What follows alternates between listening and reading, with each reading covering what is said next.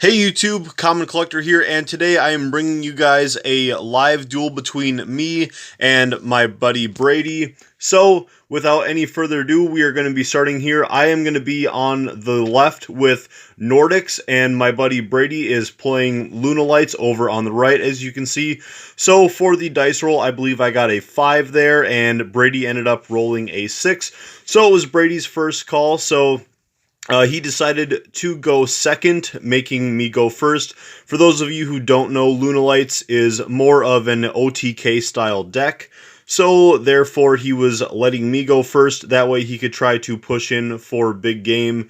So here I start off with my Nordic summoning one of the goats and going directly into the Gulvig. The line of play for Nordics is pretty linear. You just go into the Gulvig. Gulvig banishes 3 cards from your hand, and then you just can summon any 3 Nordics from the deck and then perform a synchro summon, and then you just go right on into whatever synchro that you need for the moment. Lastly, before we get going on here, guys, I just want to say thank you guys for watching the video. If you guys enjoyed the video, make sure to like it if you guys haven't already, and subscribe to the channel if you guys are not subscribed yet for more videos like this. We don't do recorded duels all that often, but we try to squeeze them in whenever we can.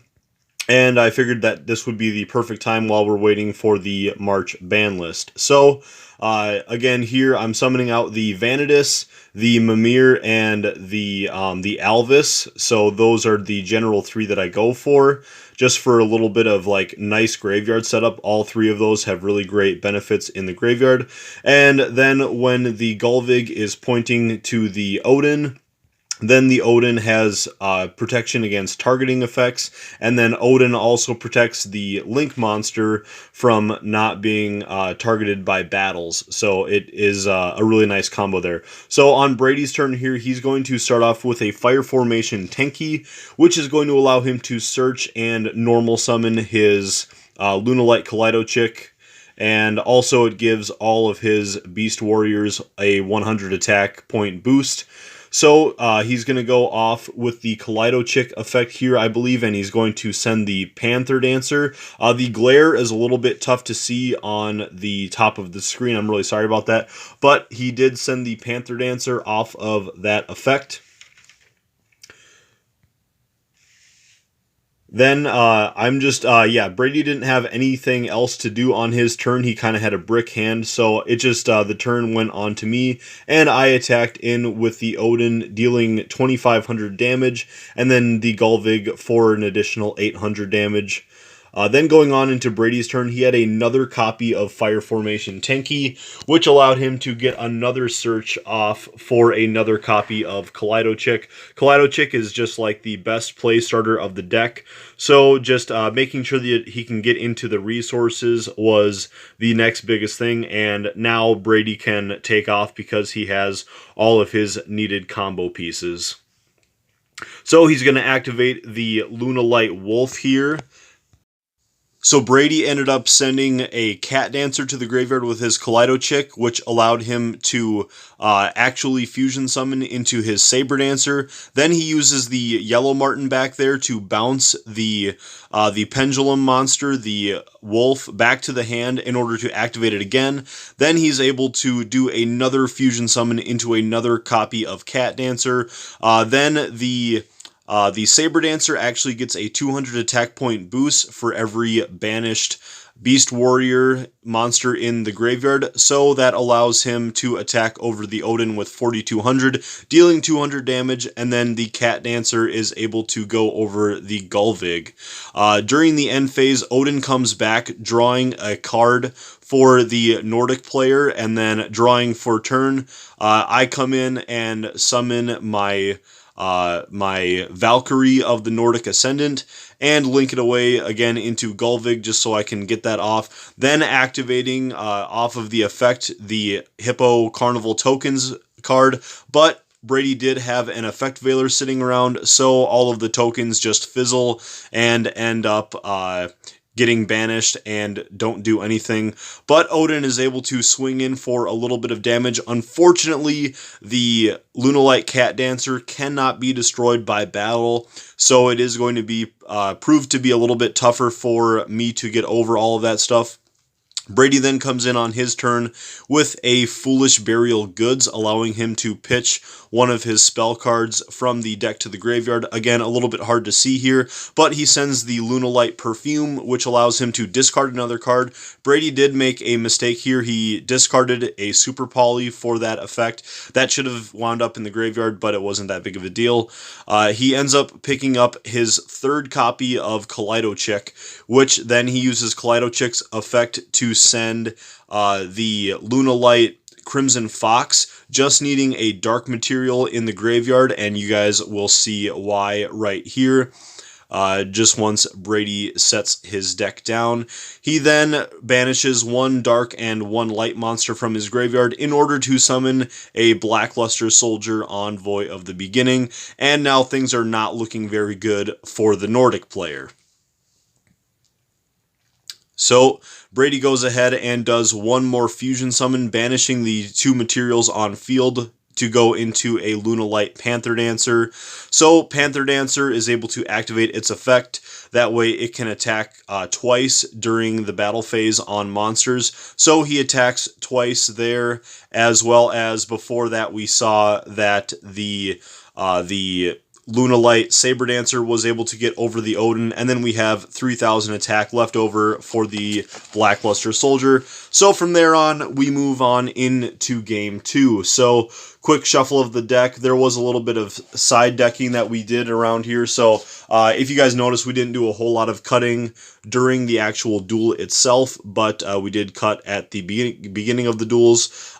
Just, this was a friendly match, so obviously no cheating or any tomfoolery going on here. So me being the Nordic player, I am passing on to Brady, letting him go first. Brady sets one trap card, and then he actually discards here a Lunalight Black Sheep, which allows him to search a Polymerization out of his main deck. Then he activates Lunalight Perfume in order to special summon back the Black Sheep out of the graveyard, just to get a fusion material onto the board. And also setting up the Lunalight Perfume in the graveyard is a really nice option as well. So he then goes ahead and fuses with a blue cat to go into a copy of Lunalight Cat Dancer. Cat Dancer cannot be destroyed by battle, so it is actually a really nice defense wall option to go for the Lunalight deck. Brady then ends up discarding a card and banishing the Perfume in order to just pick up the Lunalight Wolf. That way he has that for next turn. Moving on to my turn then, I activated a copy of Pot of Prosperity. With the Pot of Prosperity, I banish 6 in order to make sure that I can reveal 6 cards from the top of my deck, just to make sure that I can find a Nordic. I opened with 0 Nordic monsters in my hand, so I was actually able to pick up the Rescue Cat, which allows me to actually get both the Tangrisner and the Tangyoster goats out of the main deck. I quickly activated Cosmic Cyclone just to get rid of the Lunalight Trap card that I just did not want to deal with, depending on what it was. Activate the Rescue Cat in order to get out the 2 goats, and then send the Black Goat in order to get the Gulvig, which is just, again, just the bread and butter of this deck, just to make sure you go into the Gulvig, have a few cards in hand or on field to get rid of for the Gulvig effect, which then I also chain on the effect of the Hippo Carnival tokens, so I'm able to actually just get all of those materials for free, banish all of the tokens, and then go straight on into, again, my Alvis, the Mimir, as well as the Vanitas of the Nordic Ascendant. That way I have plenty of graveyard setup for my following turns. Going now this time into Thor, because Thor will be able to activate its effect in order to negate the effect of the Lunalight Cat Dancer, which can't be destroyed by battle, but now that effect has been properly negated, which allows me to attack over it and then deal 1,200 damage, and then another 800 damage with the Gulvig. And that's going to be it for my turn, so I will then pass on over to Brady, I believe. Just checking the graveyard really quick for anything else.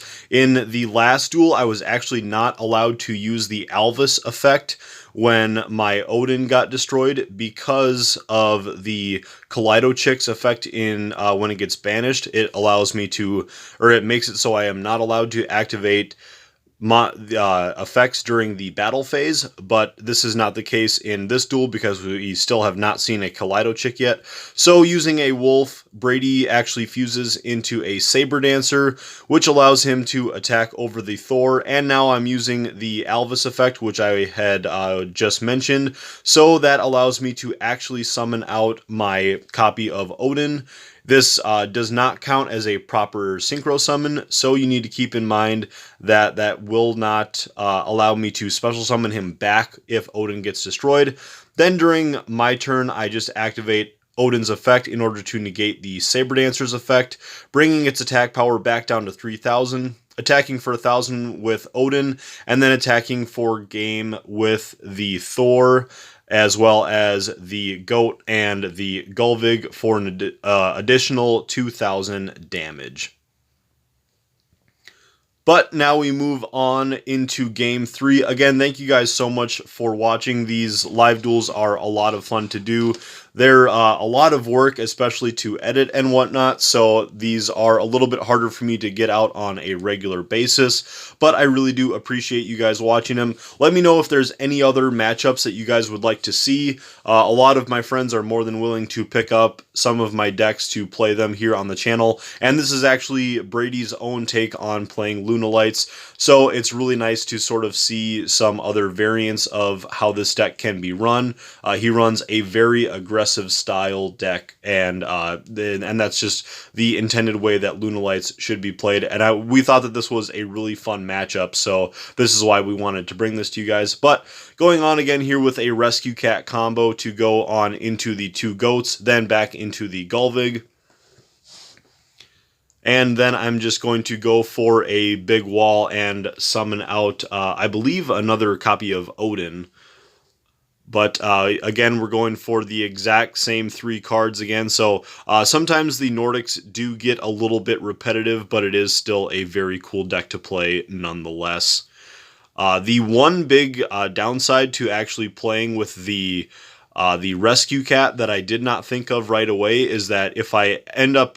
Oh, wait, hold on, though. But we have a Nibiru dropping in on the board. I'm sorry, I was speaking out of turn there. I forgot that Brady had a Nibiru in hand. So that's going to result in giving me a Nibiru token that has 6,000 attack, as well as 4,300 defense. So he's putting that in defense mode, and then also the effect of Alvis does apply in this case because my Odin was sent to the graveyard by an opponent's card, so we are able to get out the Thor on a cheating out in the synchro summon there.